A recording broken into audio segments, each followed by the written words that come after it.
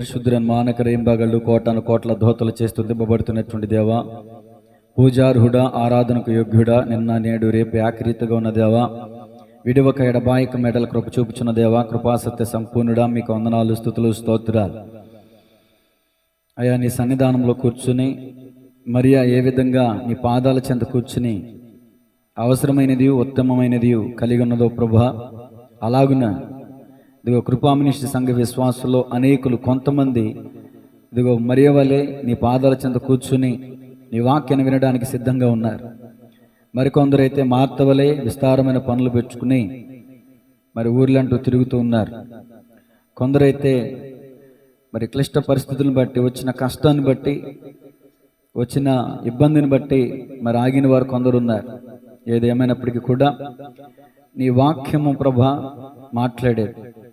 నీ వాక్యంలోనే స్వస్థత ఉంది, నీ వాక్యంలోనే దీవెన ఉంది, నీ వాక్యంలోనే ఆశీర్వాదం ఉంది. ఎవరైతే నీ వాక్యాన్ని ప్రేమిస్తారో వారు 30 60 100 ఫలిస్తారు గనుక మరి ఈ సమయంలో అయా, మరి నీ వాక్యాన్ని ప్రకటిస్తుండగా నీ కంఠంన బోరగా నన్ను వాడుకొని మీ నామానికి మహిమకరంగా, బిడ్డలందరికీ దీవెనకరంగా, ఆశీర్వాదకరంగా ఈ వర్తమానం ఉండడానికి సహాయం చేయమని, అలాగే వాట్సాప్, ఫేస్బుక్, యూట్యూబ్ ద్వారా వీక్షిస్తున్న వారిని కూడా మీరు దర్శించమని, అభిషేకించమని, బలపరచమని యేసయ్య నామములో ప్రార్థించి అడిగి వేడుకొనుచున్నాము తండ్రి, ఆమేన్.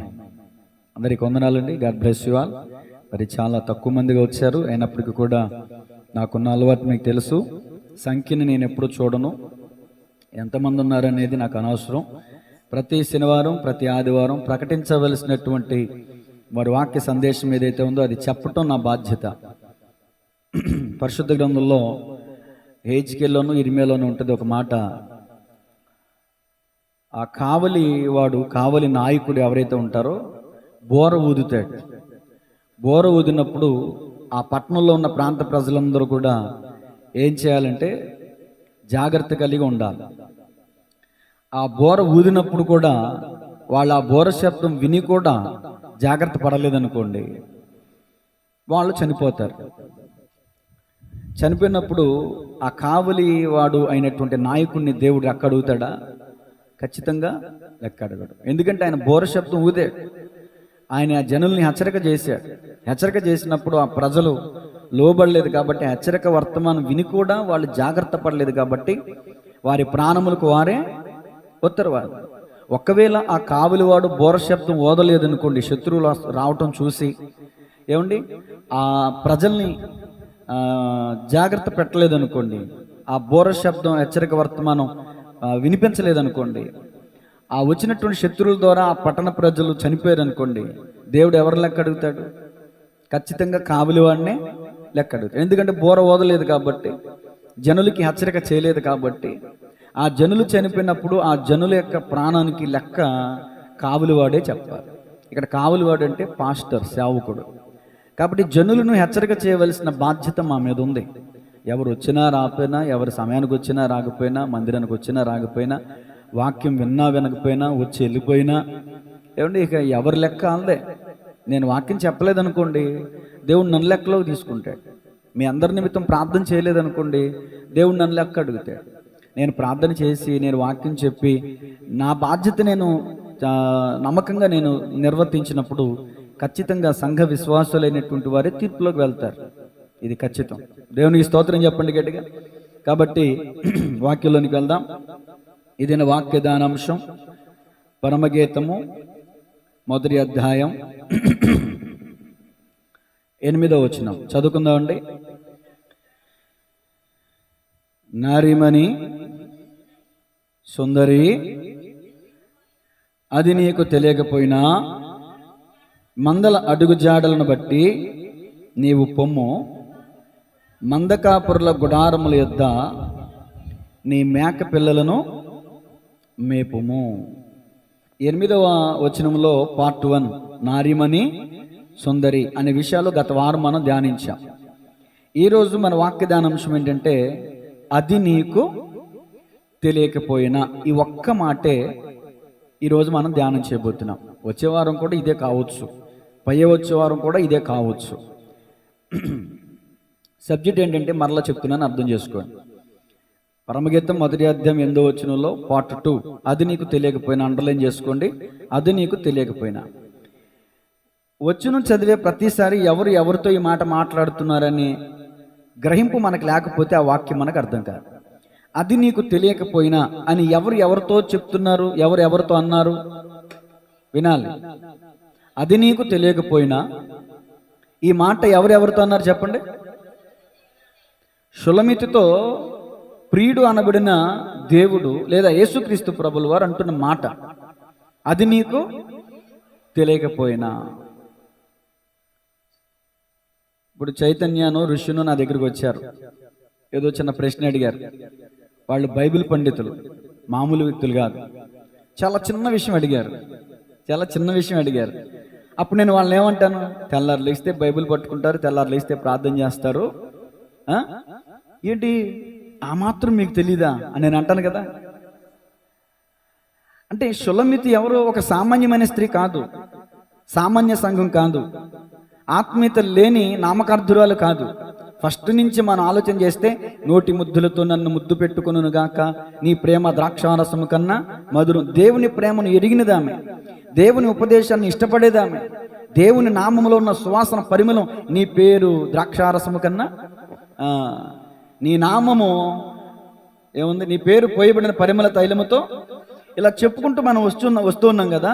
దేవుణ్ణి పూర్తిగా అనుభవపూర్వకంగా తెలుసుకున్నట్టుంటే ఆమె, కానీ ఎంత ఆధ్యాత్మికమైన అనుభవం కలిగిన వారైనా ఏదో ఒక సమయంలో కొంచెం తడబడే పరిస్థితులు ఉంటాయి అని ఈ సంగతిని బట్టి మనం గమనించాలి.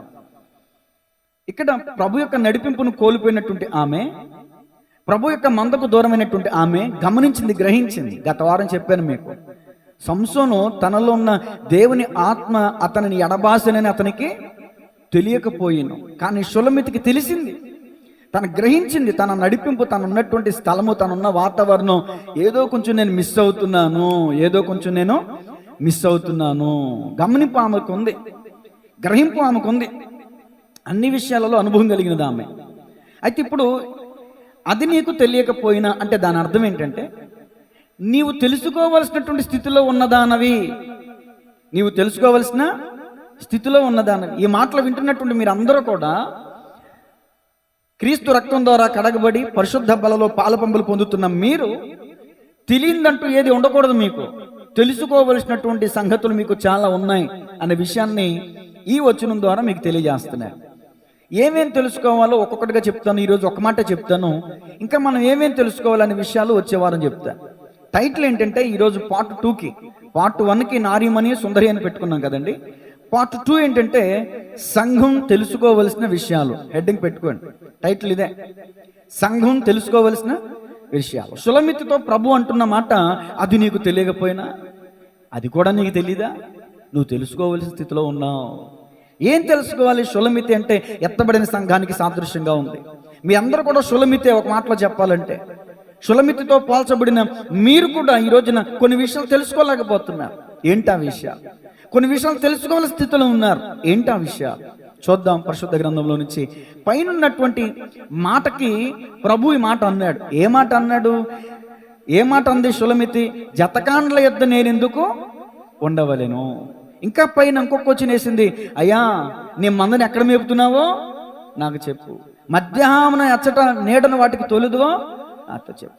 అంటే ఈ విషయాలలో ఈమె కొంచెం సైలెంట్ అయింది, కొంచెం తెలియలేనటువంటి స్థితిలో ఉంది. ఈ రోజున మనం ఏం తెలుసుకోవాలంటే, ఎండ అంటే శ్రమకాలమున సంఘం ఎక్కడికి వెళుతుందో తెలుసుకోవాలి. ఈ సంగతులు జతగాండ్లు చెప్పట్లేదంట ఆమెకి చెప్పకపోగా ఆమె అనుభవాన్ని చెప్తుంటేనేమో దురుసుగా మాట్లాడుతున్నారంట, విమర్శిస్తున్నారంట, అందుకే ముసుగేసేసుకుందంట. ఎండ అంటే శ్రమకాలంలో, 7 ఏండ్ల శ్రమకాలంలో దేవునికి రాకడ వస్తుంది. ఆ రాకడలో సంఘం ఎత్తబడుతుంది. నూతన యెరూషలేము అనే పట్టణంలో మనం చేర్చబడతాం. యెరూషలేమును నీడ, నూతన యెరూషలేమును నీడ. ఈ సంగతులు సంఘం తెలుసుకోవాలి. కానీ ఈ సంగతులు ఏవి కూడా పట్టినట్టే ఉంటున్నారు చాలా మంది. యేసయ్య రాబోతున్నాడు, మా చిన్నప్పటి నుంచి అంటున్నావులే. శ్రమలు రాబోతున్నాయి, మా చిన్నప్పటి నుంచి అంటున్నావులే. కరువులు రాబోతున్నాయి, భూకంపాలు రాబోతున్నాయి, జనం మీదకి జనం, రాజ్యం, ఇవన్నీ మనం వింటూనే ఉన్నాములే. అంటే చాలా మంది ఈ విషయాల్ని తేలిగ్గా తీసుకుంటున్నారు, చాలా నిర్లక్ష్యంగా ఉంటున్నారు. కాబట్టి ఈ రోజున జనంలో ఏం పెరిగిపోయిందంటే స్వార్థం పెరిగిపోయింది, దురాశ పెరిగిపోయింది, దేవుని భయం లేదు, భక్తి లేదు. చాలా మందిలో ఇదే కనిపిస్తూ ఉంది. ఈ రోజున మొట్టమొదటి మాట ఏంటంటే, ఏం తెలుసుకోవాలి సంఘం అంటే రాసుకోండి, ఏది జతకాండ్ల మందో ఏది ప్రియుని మందో తెలుసుకోవలసిన స్థితిలో షులమితి ఉండాలి. షులమితి అంటే మీరే. ఈరోజు మరలా చెప్తున్నాను టైటిల్, మొదటి మాట ఏం తెలుసుకోవాలి సంఘం అంటే, ఏది జతకాండ్ల మందో ఏది ప్రియుని మందో తెలుసుకోవాలి. సంఘమా, నీవు తెలుసుకోవాలి. అక్కడ మీ పేరు కూడా రాసుకోండి. మీరు రాసుకున్నారు కదా, ఇదిగో జోష్న. నీవు తెలుసుకోవాల్సిన విషయం ఏంటంటే పల్లవి, లేకపోతే పావని, లేకపోతే నారాజు గారు, లేకపోతే చైతన్య.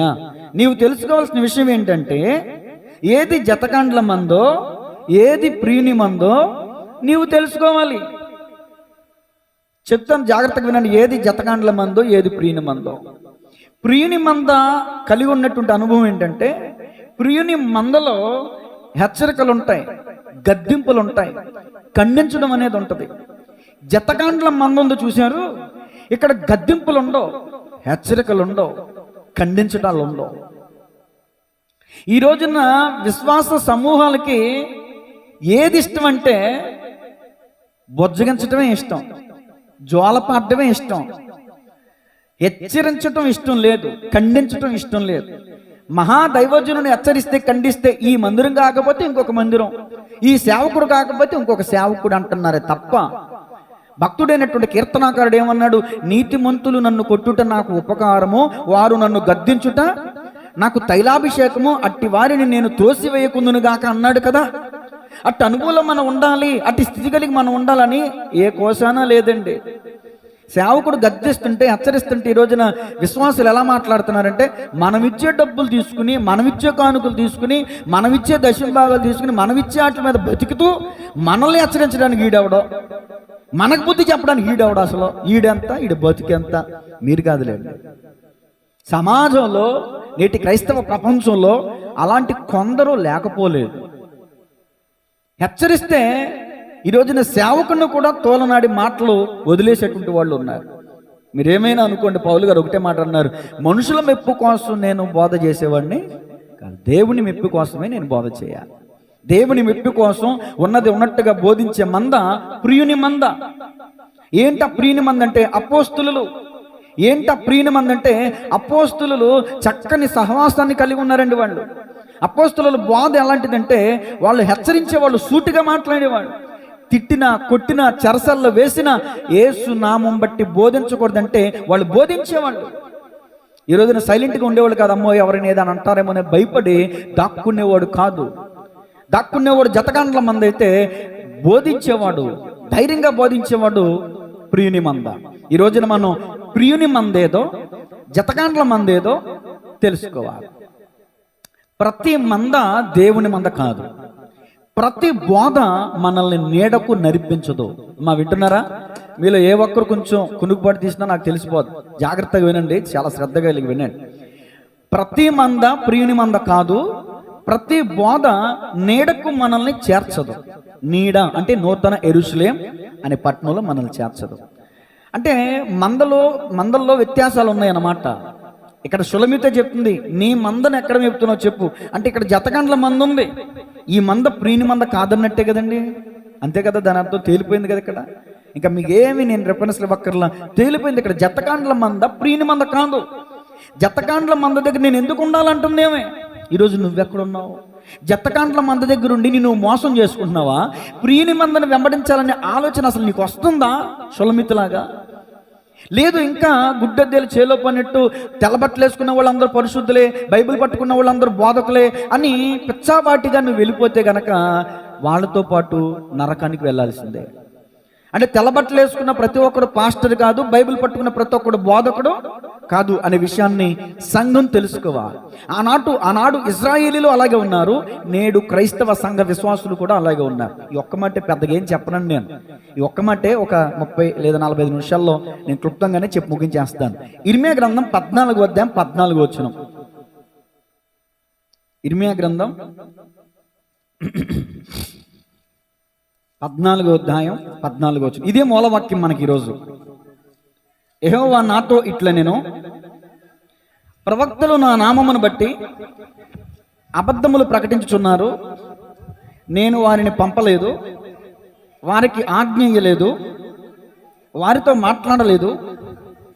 వారు అసత్య దర్శనమును, శకునమును, మాయా తంత్రమును, తమ హృదయమున పుట్టిన వంచనను ప్రకటన చేయుచున్నారు. ఇంకా కావున నేను వారిని పంపకపోయినను నా నామమును బట్టి ఖడ్గమైనను క్షామమైనను ఈ దేశంలోనికి రాదని చెప్పుచు అబద్ధ ప్రవచనములు ప్రకటించుచు ప్రవక్తలను గూర్చి యెహోవా ఇలాగూ సెలవిచ్చుచున్నాడు, ఆ ప్రవక్తలు ఖడ్గము వలనను క్షామం వలనను లయమగుదురు. వారెవరితో అట్టి ప్రవచనములు చెప్పుదురో ఆ జనులు క్షామమునకును ఖడ్గమునకును పాలై యెరూషలేము వీధులలో పడవేయబడెదరు. నేను వారి చెడుతనమును వారి మీదకి రప్పించెదను, వారినైనను వారి భార్యలనైనను వారి కుమారులనైనను వారి కుమార్తెలనైనను పాతిపెట్టువాడెవడనో లేకపోవును. అసలు ఈ 3 వచనాల్లో మీకేం అర్థం చెప్పండి. నెంబర్ 1, 14:14 దేవుడు మాట్లాడుతున్నాడు. ప్రవక్తలు అబద్ధాలు చెప్తారు, శకునాలు చెప్తారు, సోది చెప్తారు, మాయా దర్శనాలు చెప్తారు. నేను వారిని పంపానా? వారిని పంపలా. నేను వాళ్ళతో మాట్లాడానా?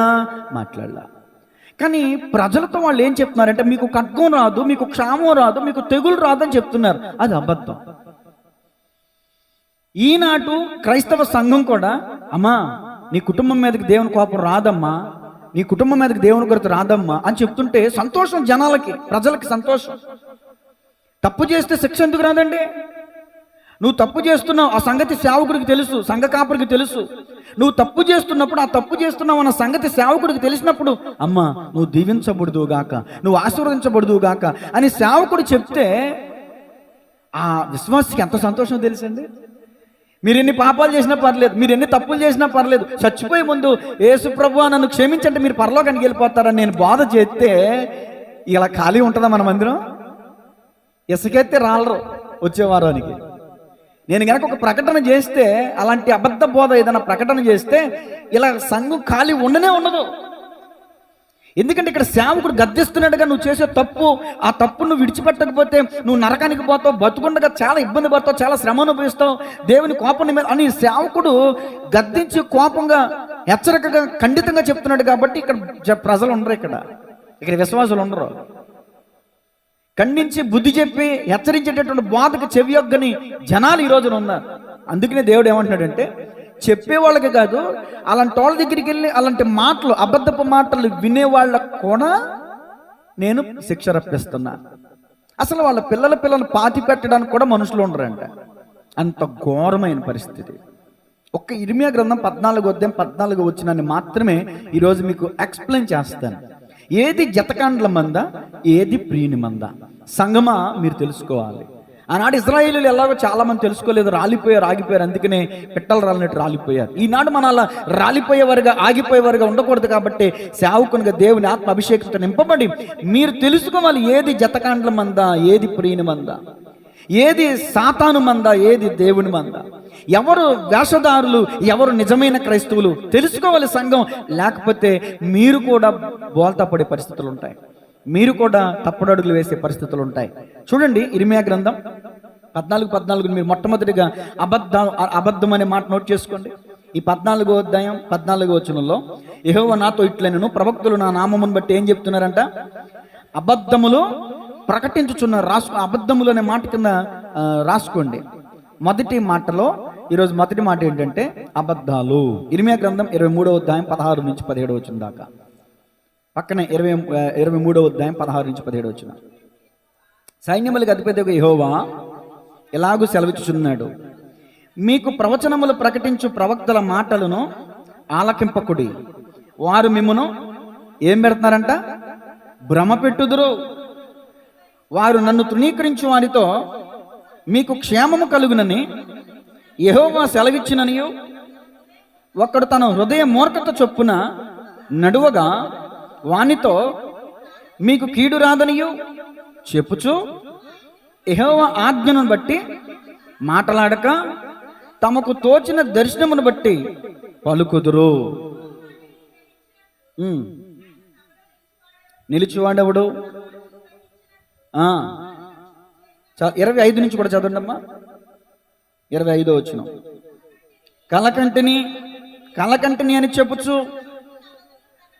అదిగో నా నామమున అబద్ధములు ప్రకటించు ప్రవక్తలు పలికిన మాట నేను వినియున్నాను. ఇక ఎప్పటి వరకు ఇంకా ఎలాగ జరుగును? తమ హృదయ కాపట్యమును బట్టి అబద్ధములు ప్రకటించు ప్రవక్తలు దీనిని ఆలోచింపరా? బయలును పూజింపవలెనని తమ పితరులు నా నామమును మరచినట్లు వీరందరూ తమ పొరుగు వారితో చెప్పు కలల చేత నా జనులు నా నామమును మరుచున్నట్లు చేయవలెనని యోచించుచున్నారా? కలకనిన ప్రవక్త ఆ కలను చెప్పవలెను. నా వాక్కు ఎవనికుండును వాడు సత్యమును బట్టి నా మాట చెప్పవలెను. ధాన్యముతో చెత్తకు ఏమి సంబంధం? చాలు. దేవుని స్తోత్రం చెప్పండి కదా. ఈ అబద్ధాలు ప్రకటించే వాళ్ళందరినీ దేవుడు ఏమంటున్నాడు? చెత్త. ఇప్పుడు చెప్పండి, మీకు ధాన్యం కావాలా చెత్త కావాలా? చెత్త కావాలనే వాళ్ళు చాలా మంది ఉన్నారు. ఈ చెత్త తినేవాళ్ళు ఈ మాట అంటున్నందుకు నన్ను క్షమించాలి, చెత్తగాళ్ళ దగ్గరికి వెళ్తారు. ఎవరి చెత్తగాళ్ళు? చెత్త మాటలు మాట్లాడేవాడు చెత్తగాడు కాదా? ఏమండి, అబద్ధికుడు వాడు హృదయాన పుట్టిన వంచనను బట్టి మాట్లాడుతున్నాడు. పైకి యెహోవా సెలవిచ్చినది ఏమనగా అని అంటారంట వాళ్ళు. ఇప్పుడు నాలాంటి పాస్టర్లు ఉన్నారండి, వాళ్ళు దేవుడు పంపకపోయిన వాళ్ళు ఏమంటారంటే యేసునామం బట్టే పలుకుతారు, యేసునామంలో అని పలుకుతారు. యేసునామం పలికినంత మాత్రాన వాడు క్రైస్తవుడు కాదు. యెహోవా నామమున పలికినంత మాత్రాన వాడు యెహోవా ప్రవక్త కాదు. ఈరోజు చాలా మంది మోసపోతున్నారండి. ఆనాడు ఇశ్రాయేలీయులు మోసపోయారండి. దీవెన ఆశీర్వాదం అంటే పరిగెట్టుకుంటూ వెళ్ళిపోతున్నారు తప్ప ఇదేంటి నేను తప్పు చేస్తున్నాను, నేను నడిచే మార్గం తప్పు, నన్ను హెచ్చరించాల్సిన పోయి నా తప్పులను కప్పిపెడుతూ నీకు క్షేమం కలుగునని ప్రకటిస్తున్నాడే ఈ ప్రవక్త నిజంగా దేవుని ప్రవక్తేనా అనే ఆలోచన వాళ్ళకు ఉండదు. వాళ్ళకి కావాల్సింది ఏంటంటే దీవెన, వాళ్ళకి కావాల్సింది ఏంటంటే ఆశీర్వాదం, వాళ్ళకి కావాల్సింది ఏంటంటే అద్భుతం, వాళ్ళకి కావాల్సింది ఏంటంటే ప్రవచనం, వాళ్ళకి కావాల్సింది ఏంటంటే గారడి. విశ్వాసులే ఈ రోజున అలా ఉంటే అలాంటి వాళ్ళు లేవనెత్తబడరండి. మోసపోయే వాళ్ళు ఉన్నంత వరకు మోసం చేసేవాడు రాడండి. అందుకనే ఈ మధ్యకాలంలో చాలా మంది మాట ఏంటంటే మోసం చేసేవాడు తప్పు కాదు, మోసపోయేవాడిదే తప్పు. ఈ రోజున విశ్వాసులైనటువంటి మీరు సులమితులా జాగ్రత్త పడాలి.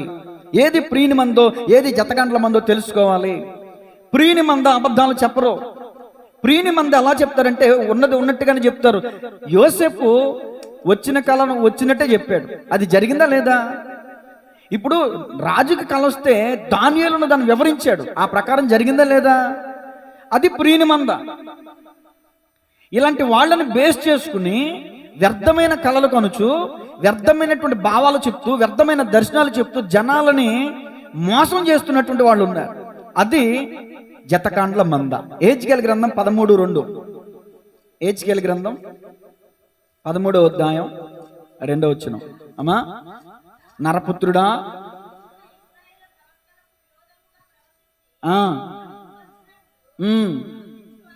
ప్రవచించు వారితో నీవిలాగు చెప్పుము, యెహోవా మాట ఆలకించుడి. ఏమనగా, అదిగో దర్శనమేమియో కలగకున్నను స్వబుద్ధి అనుసరించు అవివేక ప్రవక్తలకు శ్రమ. ఇశ్రాయేలులారా, మీ ప్రవక్తలు పాడైన స్థలములలో ఉండు నక్కలతో, ఒక్క మాట చాలండి. ఈ జతగాండ్ల మంది ఎలా ఉన్నారంటే నక్కలతో పోటీ. ముందు చదివిన వాక్యంలోనేమో చెత్త అన్నాడు, ఇప్పుడు చదివిన వచ్చినలోనేమో నక్క అన్నాడు. అంటే విశ్వాసులు ఈ రోజున చాలా మంది ఎక్కడికి వెళ్తున్నారు? చెత్త తింటాకి వెళ్తున్నారు, నక్కల దగ్గరికి వెళ్తున్నారు. నిజమైన ఉన్నది ఉన్నట్టుగా బోధించే సేవకుడి దగ్గర రావట్లేదు. అసలు సేవకుడు అంటే ఇష్టపడట్లేదు. ఆ సేవకుడు ఎప్పుడు చూసినా శాపాల గురించే మాట్లాడతాడు, శ్రమల గురించే మాట్లాడతాడు, శోధనల గురించే మాట్లాడతాడు. నేను తీలేనా దీవెనల గురించి వాక్యాలు? నేను చెప్పలేనా? మిమ్మల్ని మోసం చేసినట్టు అవుద్ది కదా. దేవునికి స్తోత్రం చెప్పండి గట్టిగా. పాత నిబంధన గ్రంథం నుంచి కాదు, కొత్త నిబంధన గ్రంథం నుంచి కూడా మీకు చూపిస్తాను చూడండి. మత్తయి సువార్త 7వ అధ్యాయం 15వ వచనం. ఆనాడు ఇశ్రాయేలీల పక్షంగా నక్కల వంటి వాళ్ళు ఉన్నారు. అబద్ధ ప్రవక్తలను గూర్చి జాగ్రత్త పడుడి. ఏ చర్మం వేసుకుంటారంటమ్మా? వారు గొర్రె చర్మం వేసుకుని మీ వద్దకు ఒత్తురు, కానీ లోపల వారు ఎవరమ్మళ్ళు? ఇందాకేమో నక్కలు, ఇప్పుడేమో తోడేళ్ళు. తోడేలు మందని కనికరిస్తుందా? చీల్చేసుకుంటా రక్తం తాగేస్తుంది. అయినా సరే పీల్చుకోనైనా మా రక్తం పీల్చుకో, మాకు దీవెనివ్వు చాలంటే ఏసు రక్తమే చేయం. రక్తాన్ని తాగే తోడేళ్ళనైనా నమ్ముతున్నారు, కానీ గుంటలు తవ్వే గుంట నక్కలనైనా నమ్ముతున్నారు, కానీ నిజమైన సేవకుడిని ఈరోజు నమ్మట్ల సంఘం. చదవమ్మా. క్రూరమైన తోడేళ్ళు వారి ఫలముల వలన మీరు వారిని తెలుసుకుందరు. ముండ్ల పొదలలో ద్రాక్ష పండ్లైనను, పల్లేరు చెట్లను, అంజూరపు పండ్లైనను కొయ్యుదురా. అలాగుననే ప్రతి మంచి చెట్టు మంచి ఫలములు ఫలించును, పనికిమాలిన చెట్టు కాని ఫలములు ఫలించును. మంచి చెట్టు కాని ఫలములు ఫలింపనేరదు, పనికిమాలిన చెట్టు మంచి ఫలములు ఫలింపనేరదు. మంచి ఫలములు ఫలింపని ప్రతి చెట్టు నరకబడి అగ్నిలో వేయబడును. కాబట్టి మీరు వారి ఫలముల వలన వారిని తెలుసుకుందురు. అంటే దాని అర్థం, ప్రార్థన చేసే ప్రతి ఒక్కడూ పరలోక రాజ్యములో ప్రవేశింపడు, కానీ పరలోకమందున నా తండ్రి చిత్త ప్రకారము చేవాడే ప్రవేశించిన. ఆయన చిత్తం అక్కర్లేదు మనకి, ఆయన వాక్యం అక్కర్లా, ఆయన హృదయంలో ఏముంది మనకు అక్కర్లా. మనం ప్రార్థన చేస్తే పరలోకానికి వెళ్ళిపోతాం అనుకుంటాం. అందుకని పడి తెల్లారు లేస్తే ప్రార్థన చేస్తామే, కానీ వాక్యం చదవం, వాక్యం వినం. 22వ వచనం. ఆ దినమందు అనేకులు నన్ను చూచి, ప్రభువా ప్రభువా, మేము నీ నామమున, జతకాండ్ల మంద గురించి చెప్తున్నాను నేను, మేము నీ నామమున ప్రవచింపలేదా? నీ నామమున దెయ్యములను వెళ్ళగొట్టలేదా? నీ నామమున అనేకమైన అద్భుతములు చేయలేదా అని చెప్పుదురు. అప్పుడు దేవుడు ఏమన్నాడు చూడండి, నేను ఎన్నడును ఎరుగను అక్రమము చేయవారులారా, నా యొద్ద నుండి పొండని వారితో చెప్పుదును. చాలు. దేవుని స్తోత్రం చెప్పండి గట్టిగా. జతకాండ్ల మంద దగ్గర అద్భుతాలు జరుగుతాయి, గారెలు జరుగుతాయి, స్వస్థతలు జరుగుతాయి, మాయలు జరుగుతాయి, కానీ వాళ్ళందరినీ ప్రభు ఎన్నడూ ఎరగలేదంట. ప్రవచనాలు చెప్పి అద్భుతాలు చేసి దెయ్యాలను వెళ్ళగొట్టిన సేవకులనే ప్రభు ఎరగనంటే వాళ్ళను వెంబడించిన వాళ్ళ పరిస్థితి ఏంటి ఆలోచించండి. అంటే యేసు ప్రభుని నమ్ముకునేది స్వస్థతల కోసమా, అద్భుతాల కోసమా, గారెడీల కోసమా, దేవుని రాజ్యం కోసమా? నిత్యజీవం వెళ్ళాలి కదా, నిత్యజీవం స్వతంత్రించుకోవడం కోసమే కదా, దేవుని రాజ్యంలోకి వెళ్ళడం కోసమే కదా. ఈ రోజున సంఘమే కాదు, అన్యులు, మన హైందవ సహోదరులు కూడా తెలుసుకోవాల్సినటువంటి విషయం ఇది. ప్రకటించే ప్రతి ఒక్కడు, సభ పెట్టే ప్రతి ఒక్కడు సేవకుడు కాదు. యేసునామం బట్టి బోధించే ప్రతి ఒక్కడు నిజమైన సేవకుడు కాదు. తోడేళ్ళు వంటి వాళ్ళు ఉన్నారు సేవకుల్లో కూడా, నక్కల వంటి వాళ్ళు ఉన్నారు ప్రవక్తల్లో కూడా, చెత్త లాంటి వాళ్ళు ఉన్నారు. ఈ మీటింగ్లు పెట్టి, డెకరేషన్లు చేసి, లైటింగ్లు పెట్టి, అట్రాక్షన్ చేసి జనాలను ఆకర్షించేటటువంటి జతకండ్ల మంద ఉంది. ఆ మంద ప్రియుని వెంబడించే మంద కాదు. ఒక మాటలో చెప్పాలంటే, ఒక క్రైస్తవులోనే కాదు, ఒక హైందవంలోను, ఒక ముస్లింలోను, ఒక క్రైస్తవుల్లోను, ప్రతి ఒక్క తెగ, ప్రతి ఒక్క రంగంలో మంచోళ్ళు ఉంటారు, చెడ్డోళ్ళు ఉంటారు. నామకార్థమైన ముస్లిం సహోదరులు ఉంటారు, నిజమైన పవర్ఫుల్ ముస్లిం సహోదరులు ఉంటారు. ఎవడో నామకార్థమైన ఒకరిని బట్టి ముస్లిం వాళ్ళందరూ ఇంటారు అని అనకూడదు. మన హైందవ సహోదరుల్లో నెంబర్ 1 మంచి మనస్తత్వం కలిగిన వాళ్ళు ఉంటారు, చెడు పనులు చేసేవాడు కూడా ఉంటాడు. ఆ ఒక్క చెడు పని చేసేవాడిని బట్టి హైందవులందరినీ అనకూడదు. అలాగే క్రైస్తవుల్లో కూడా మంచోళ్ళు ఉంటారు, చెడ్డోళ్ళు ఉంటారు. ఆ చెడ్డవాళ్ళని బట్టి మంచోళ్ళకు కూడా మనం ఆపాదించకూడదు. ఎవడు చేసాడో వాడిని మాత్రమే వినాలి. దేవుడు వాడితో చెప్పలేదు కానీ వాళ్ళ చేయరా అని. వాడు వాడు కూడు కోసమో, కడుపు నింపు కోసమో, 4 రాళ్ళు వెనకేసుకోవడం కోసం, ఏదో నలుగురిని మోసం చేయాలని దేవుడు నామాన్ని అడ్డం పెట్టుకున్నాడు. దేవుడు చెప్పలేదుగా వాడికి నువ్వు ఇలా అబద్ధాలు ప్రకటించడని. అబద్ధాలు ప్రకటించే వాళ్ళకి, అబద్ధాలు వినే వాళ్ళకి కూడా మోడొద్దంట. మన భాషలో చెప్తున్నాను. క్షామం వస్తుంది, తెగులు వస్తుంది. ధాన్యం ఈ రోజున ఇష్టపడట్లేదండి. ఈ రోజున చెత్త ఎక్కడ పడితే అక్కడికి వెళ్తున్నారు, ఏది పడితే అది తింటున్నారు, రోగాల పాలవుతున్నారు. చెత్త తింటే రోగం రాదండి. కాపరి పచ్చికను మేయిస్తాడు, మట్టిని మేయించడు. జాగ్రత్తగా ఆలోచించండి. చాలా ఒక్కొక్క మాట బలమైన మాట. కాపరి పచ్చికను మేయిస్తాడు మందని. నిజమైన కాపరి పచ్చిక మేయిస్తాడు. పచ్చిక తింటే ఆ గొర్రెకి ఆరోగ్యం. మట్టి తిందనుకోండి, ఆ గొర్రెకి ఏమవుతుంది? రోగం వస్తుంది. అంటే మట్టి అంటే భూమి, అంటే భూ సంబంధమైన బోధలు చేసే బోధకులు ఉన్నారు. భూ సంబంధమైన బోధలు అనారోగ్యాల పాలవుతారు. ఈ పచ్చిక అంటే ఆత్మీయ ఆహారం, ఆత్మీయ ఆహారాన్ని బోధించే బోధకులు ఉన్నారు. ఆ ఆత్మీయ ఆహారం తినేవాళ్ళు ఆరోగ్యాన్ని పొందుకుంటారు. మీకు మట్టి కావాలో పచ్చిక కావాలో మీరే ఆలోచించుకోండి, మీరే డిసైడ్ అవ్వండి. దేవునికి స్తోత్రం చెప్పండి గట్టిగా. పేతురు రాసిన 2వ పత్రిక 2వ అధ్యాయం 1వ వచనం నుంచి. పేతురు రాసిన 2వ పత్రిక మరియు అబద్ధ ప్రవక్తలు ఎక్కడున్నారమ్మా? ప్రజలలో ఉండిరి. అటువలనే మీలోను అంటే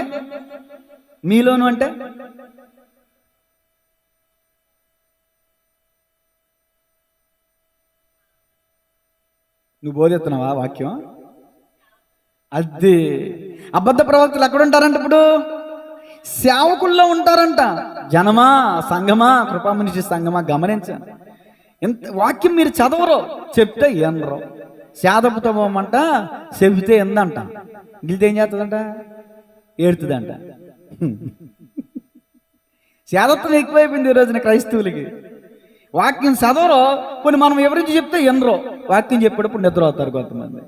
వాక్యం చెప్పేటప్పుడు ఇంటికాడ చదవాల్సిన బైబిల్ రిఫరెన్స్లు అన్నీ చదివేస్తారు. అధ్యాయాలని ఈ రోజు చదవాల్సిన అధ్యాయాలు పెట్టాడుగా పాస్ట్, అది ఎక్కడ చదవాలి?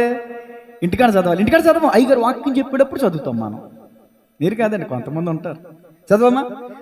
మీలోను అబద్ధ బోధకులందరూ వీరు తమ్మును కొనిన ప్రభువును కూడా అద్దెగద్దుగో విసర్జించుచు తమకు తామే శీఘ్రముగా నాశనమును కలగజేసుకొనుచు నాశనకరమగు భిన్నాభిప్రాయములను రహస్యముగా బోధించుదురు. మరియు అనేకులు వారి పోకరి చేష్టలను అనుసరించి నడుతురు. వీరిని బట్టి సత్య మార్గము దూషింపబడును. వారు అధిక లోభులై కల్పనా వాక్యములు చెప్పుచు మీ వలన లాభం సంపాదించుకొందురు. వారికి పూర్వము నుండి విధింపబడిన తీర్పు ఆలస్యం చేయదు. వారి నాశనము కునికి నిద్రపోదు. ఇంకొక రిఫరెన్స్ చదివించి నేను ముగించేస్తాను. ఎక్కువ నేను వాక్యాలు చెప్పను. అసలు చదివే వాక్యాన్ని ఒక్కసారి దృష్టి పెడతాను. నేను ముందే చెప్పాను, ఎక్కువగా వాక్యం చెప్పను. మీలో బోధకులు ఉన్నారంట, ఆ బోధకుల్ని అనుసరించే వాళ్ళు కూడా ఉన్నారంట. వాళ్ళ గురించి ఏముంది? బోధించుదు. వాళ్ళేమో భిన్నాభిప్రాయములను రహస్యంగా బోధిస్తున్నారు. 2వ వచనం మొదటి మాట. మరియు అనేకులు వారి పోకిరి చేష్టలను అంటే ఆ సేవకులు ఎవరని ఇక్కడ వాక్యం చెప్తుంది? పోకిరి వాళ్ళు. అమ్మో, ఒక్కొక్క పదాన్ని కొంచెం మరి అర్థం చేసుకుంటే, అంటే పోకిరి సేవకులు కూడా. పోకిరి అంటే అర్థం ఏంటి అసలు?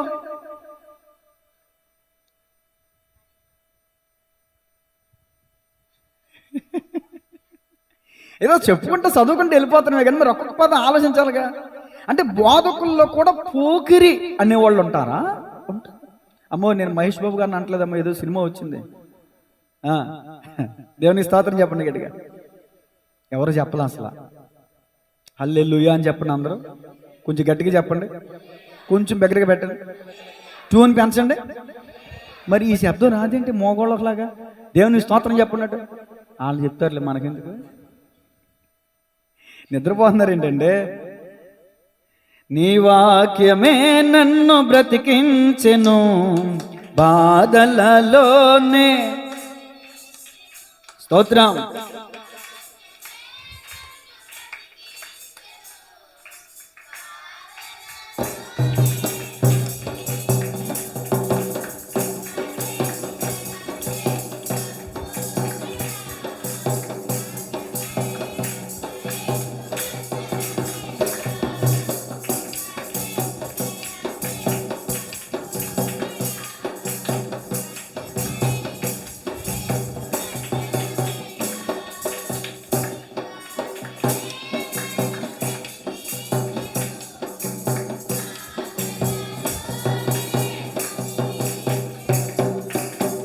హల్లెలూయా.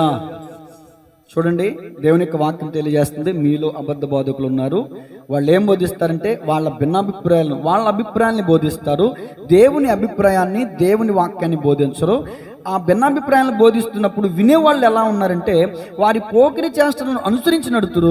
వీరిని బట్టి సత్య మార్గము దూషింపబడును. మిమ్మల్ని బట్టి కాదండి, మిమ్మల్ని బట్టి కాదు దేవుని నామం దూషించబడేది. ఎవరైతే అబద్ధ బోధకుల దగ్గరికి వెళ్ళి నీకు క్షేమం కలుగును, నీకు దేవుని ఉగ్రత రాదు, నీకు కరువు రాదు, నీకు ఇబ్బందులు ఏముండవు, అసలు నీకు శ్రమ రానే రాదు అని ఎవరైతే కళ్ళబొల్లి మాటలు చెప్పి వాళ్ళని మోసం చేస్తారో ఆ ప్రజలకి ఆ మాటలు చెప్పే వాళ్ళకు కూడా ఒక రోజు ఉంటుందంట. సో వీళ్ళని బట్టే దేవుని నామం దూషించబడుతుందంట. 3వ వచనం, వారు అధిక లోబులై కల్పనా వాక్యములను చెప్పుచు. లోబి అంటే ఏంటండి? పేదవాడా? అసలు ఎంత పిసినారితనం కూడా కాదు. ఇంకా మాటలు చెప్పాలంటే దేవుణ్ణి అడ్డం పెట్టుకుని మోసం చేసేవాడు. స్వలాభాపేక్ష కోసం దేవుణ్ణి అడ్డం పెట్టుకుని. ఒకసారి యేసు ప్రభులు వారు బోధిస్తున్నారంట. బోధిస్తుంటే చక్కని శ్రేష్టమైన వర్తమానం బోధిస్తుంటే ఒక ఆయన లేచి అన్నాడంట, అయ్యా నా సహోదరికి నాకు ఒక వ్యాజ్యం ఉంది, ఆ వ్యాజ్యం తీర్చవా అని అన్నాడు. వెంటనే యేసు ప్రభులు వారు అతను ఏమన్నా తెలుసా? ఓ ఈ లోబి అని అన్నాడు. ఏమన్నాడు? లోబి అంటే నువ్వు ఎందుకు వచ్చావు ఇక్కడికి? నువ్వు ప్రియుని మందలకు ఎందుకు వచ్చావు? నీ స్వార్థం కోసం వచ్చావా? అంటే నీ సెటిల్మెంట్ చేసుకునే ప్లేసా ఇది? ఇది పోలీస్ స్టేషనా? ఒఫ్నీ ఫినెహాసులు మందసాన్ని తీసుకుని ఎక్కడ పెట్టారండి? యుద్ధ భూమిలో పెట్టారండి. ఎవరు చచ్చిపోయారు? అర్ధాంతరంగా చచ్చిపోయారు ఒఫ్నీ ఫినెహాసులు. ఒక్క దినమంది హతులైపోయారు. అంటే యేసు ప్రభుల వారిని అడ్డం పెట్టుకుని, ఆయన బోధని అడ్డం పెట్టుకుని తన కుటుంబంలో ఉన్న ఏదో సెటిల్మెంట్ క్లియర్ చేయమని ప్రభువుని అడుగుతున్నాడు డైరెక్ట్గా, లోబి అని అన్నాడు.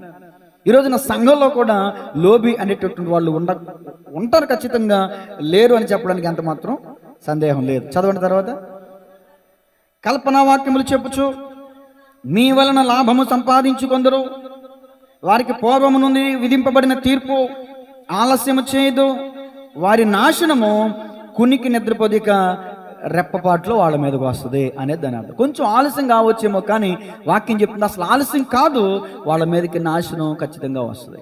మీ వలన లాభం సంపాదించుకుంటున్నారు వాళ్ళు.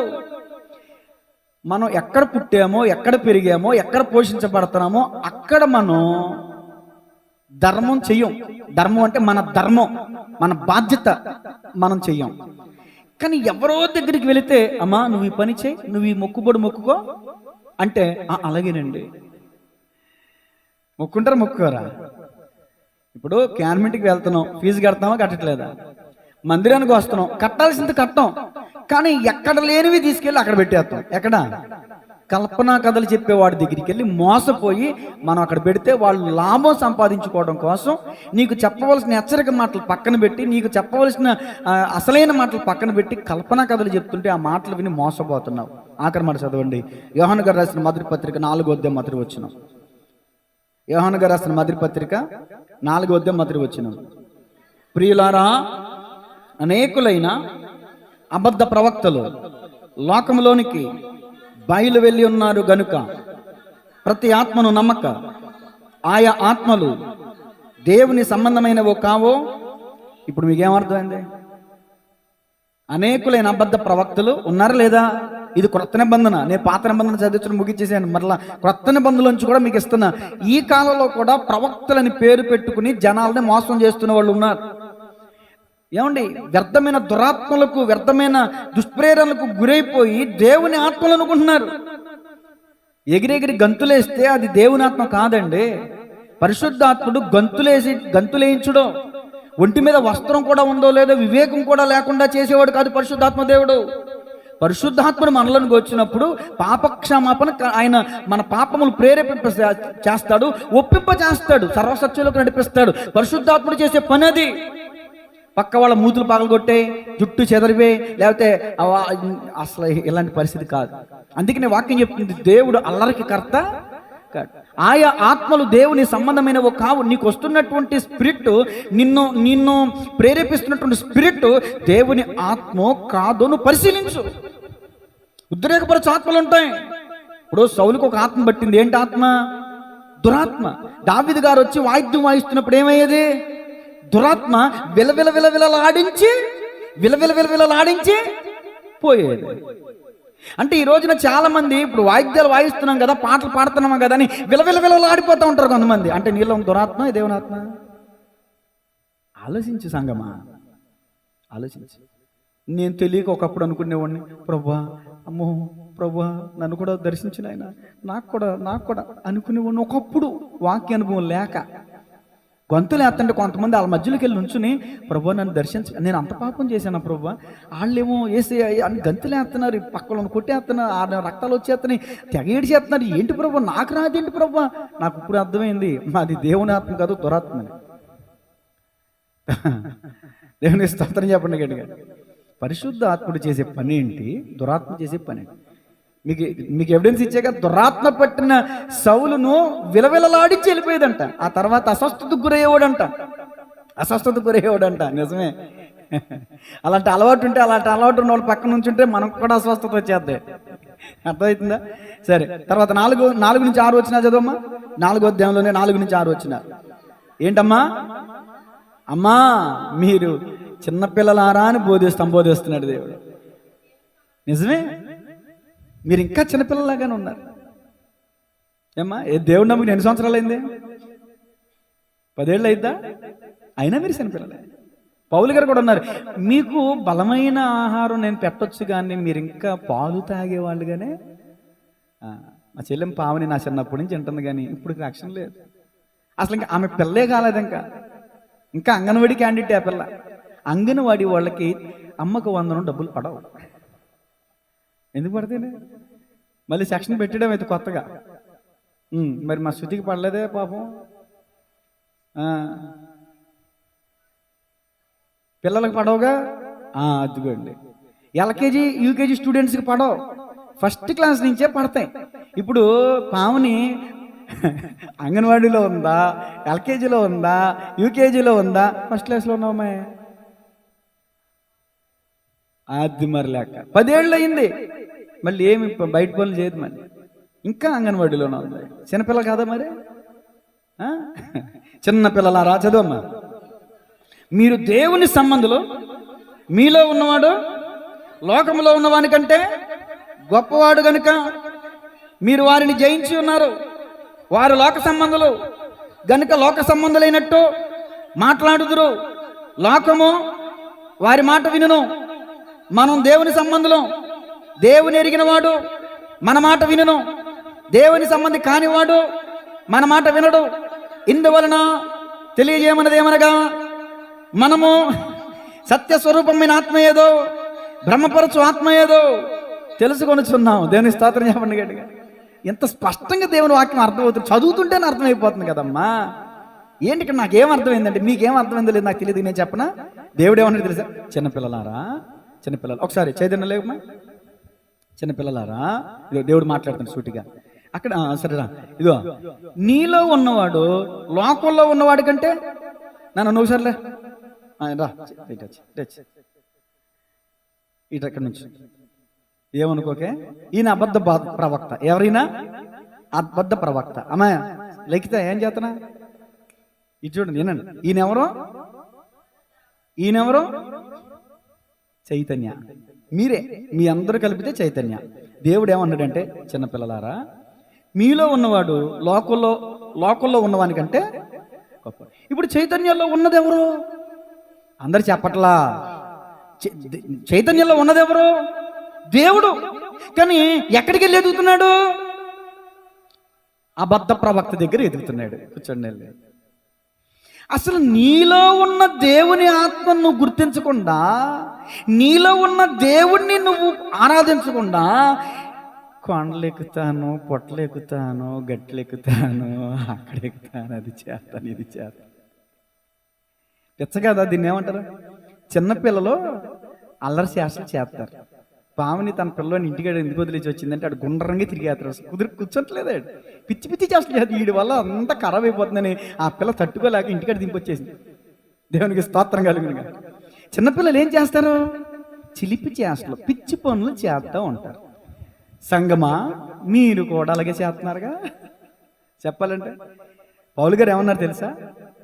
నేను పిల్లవాడినై ఉన్నప్పుడు పిల్లవాడిని చేష్టలు చేశాను, ఇప్పుడు పెద్దవాడినైతిని చిన్నపిల్ల చేష్టలు మానివేసి తిని. ఇంకా మనలో మానవులు చాలా మంది ఉన్నారు. ఎక్కడ అద్భుతం అంటే అక్కడికి వెళ్ళిపోతారు, ఎక్కడికి స్వస్థత అంటే అక్కడ, ఎక్కడ గాలిడి అంటే అక్కడ, ఎక్కడ ప్రవచనం అక్కడికి. అసలు వాళ్ళనే ప్రభు నేను ఎరగనరా మిమ్మల్ని ఎప్పుడు అన్నాడు ఆయన. వాళ్ళనే ఎరగనంటే వాళ్ళని వెంబడిస్తున్న వాళ్ళ దేవుడు ఎరిగి ఉంటాడా? వాళ్ళకి ప్రభు రాజ్యం ఇస్తాడా? ముగించేస్తున్నా నేను. రాత్రి కీర్తన చెప్పాను, మరలా చెప్పను నేను. 24వ కీర్తన 2వ భాగంలో, యెహోవా నీ పరిశుద్ధ పర్వతమునకు ఎక్కదగిన వాడెవడు? వ్యర్థమైన దాని తట్టు తిరగకయు, అబద్ధ ప్రమాణము చేయకయు, అంతరంగ హృదయ శుద్ధిని కలిగి ఉన్నవాడే దేవుని రాజ్యానికి వెళ్తాడు. షులమీత అడుగుతుంది, నీ మంద ఎక్కడుందో చెప్పు, నీ మందలోకి నేను వస్తా. నువ్వు ప్రియుని మందలోకి చేర్చబడాలంటే, ప్రియునితో పాటు ఉండాలంటే, ఆయన పరిశుద్ధ పర్వతానికి నువ్వు ఎక్కాలంటే, సంగమా నువ్వు వ్యర్థమైన వాటి తట్టు తిరగకూడదు. వ్యర్థమైనవంటే ఏంటో రాత్రి వీడియోలో చెప్పాను, మళ్ళీ చెప్పను, చెప్తే మళ్ళీ మీరు ఎనరు.